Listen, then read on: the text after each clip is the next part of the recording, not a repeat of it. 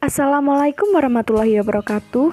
Perkenalkan, saya Berliana Dwianti dari kelas 2 ED3 Teknik Kimia. Nah, jadi di sini saya akan menjelaskan tentang pengendali aras. Untuk subbab yang akan dibahas, yang pertama ada variabel pengendali, yang kedua ada penjelasan proses, yang ketiga ada analogi proses, dan yang keempat adalah aksi proses. Nah, untuk subbab yang pertama ada variabel pengendali. Jadi, variabel pengendali di sini ada 4. Pertama ada PV atau proses variabel, yang kedua ada SP atau set point, yang ketiga ada MV atau manipulated variable, dan yang keempat ada disturbance. Untuk yang menjadi PV di sini adalah ketinggian air di dalam reservoir. Untuk yang menjadi SP di sini adalah nilai ketinggian air di dalam reservoir yang diinginkan. Untuk yang menjadi MV adalah laju alir air yang masuk ke reservoir. Untuk yang menjadi disturbance adalah laju alir air yang keluar dari reservoir. Sebelum kita masuk ke penjelasan proses, mari kita membahas gambar PNID. Jadi, gambar yang nomor 1 ini adalah water drainage tank.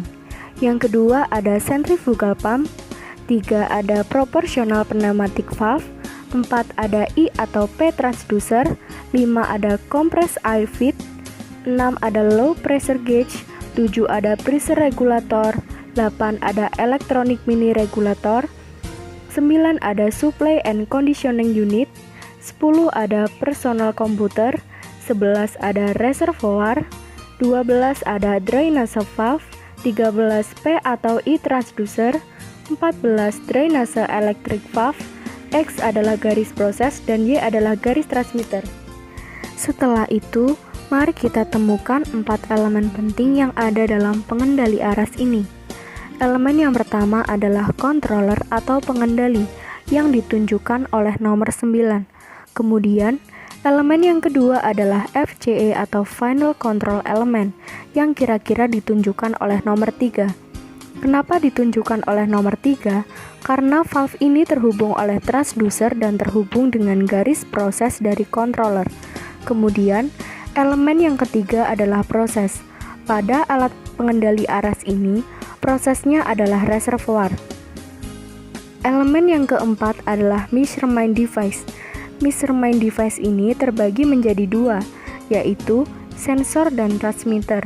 Letak dari sensor dan transmitter ini kira-kira berada di bawah reservoir. Kenapa berada di bawah reservoir? Karena terdapat garis yang terhubung dengan transducer, di mana transducer ini mengubah satuan sinyal dari transmitter yang mendapat bacaan dari sensor. Setelah kita mengetahui semua elemen-elemen dalam pengendali aras ini, maka kita akan lebih mudah memahami alur prosesnya. Berikut adalah alur proses dari alat pengendali aras. Pertama, air yang berada di water drainage tank akan dipompa ke reservoir melalui control valve. Control valve yang digunakan pada alat ini adalah pneumatic valve. Pneumatic valve membutuhkan udara bertekanan yang akan disuplai melalui kompresor yang terdapat pressure gauge sehingga tekanan dapat terbaca. Control valve sendiri berfungsi untuk mengatur laju alir yang akan masuk ke dalam reservoir.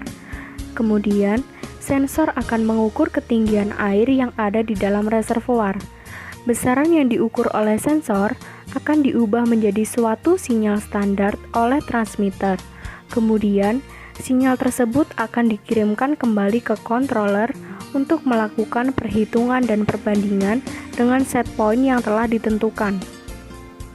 Jika set point dan pengukuran yang dilakukan berbeda, maka controller akan melakukan perhitungan dengan melakukan suatu tindakan evaluasi agar hasil pengukuran sesuai dengan set point yang telah ditentukan. Selanjutnya, mari kita belajar lebih detail tentang controller. Jadi bagian nomor 1 ini adalah tombol on-off yang digunakan untuk menyalakan atau mematikan alat. Kemudian, bagian nomor 3 ini adalah tombol merah yang digunakan untuk menentukan apakah kita akan mengendalikan secara manual atau menggunakan PC. Untuk tombol hitam bagian 2 Fungsinya adalah untuk mengatur persen PO atau besarnya bukaan dari kontrol valve secara manual. Untuk bagian nomor 4, berupa kotak berisi bacaan dari sensor dan transmitter, yaitu persen PV. Bagian kelima adalah noise, yang berupa disturbance atau gangguan. Gambar yang ditunjuk panah nomor 1, ini merupakan gambar FCE atau Final Control Element, berupa pneumatic valve yang untuk menggerakkan valve-nya, kita membutuhkan udara bertekanan yang disuplai dari kompresor.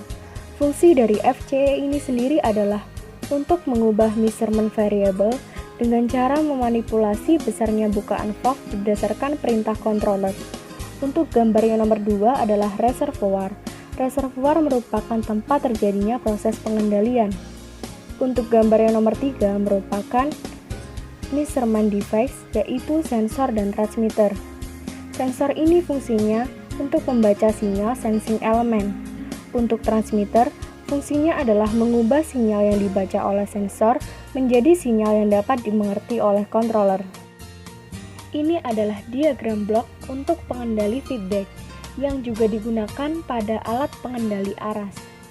Diagram blok ini disusun oleh 4 elemen, yaitu elemen yang pertama adalah controller, yang kedua ada final control element, yang ketiga ada proses, dan yang keempat ada measurement device yang terdiri dari sensor dan transmitter. Untuk alur yang pertama adalah proses. Kemudian, sensor akan mengukur, dan besaran yang diukur oleh sensor akan diubah menjadi suatu sinyal standar oleh transmitter. Kemudian, sinyal tersebut akan dikirimkan kembali ke controller untuk melakukan perhitungan dan membandingkan dengan set point yang telah ditentukan. Jika set point dan pengukuran berbeda, maka controller akan melakukan perhitungan dan melakukan suatu tindakan evaluasi agar hasil pengukuran sesuai dengan set point.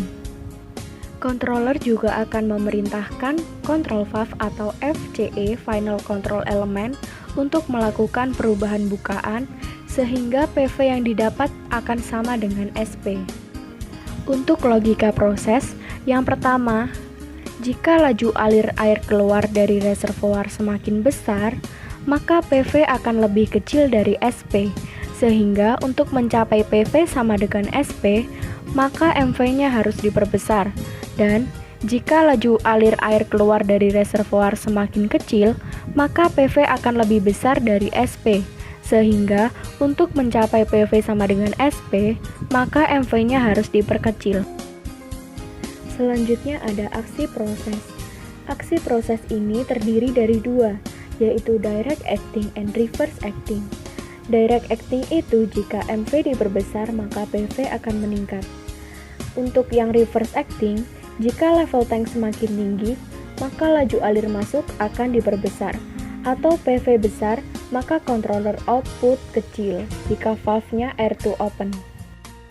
Sekian penjelasan dari video saya. Terima kasih dan wassalamualaikum warahmatullahi wabarakatuh.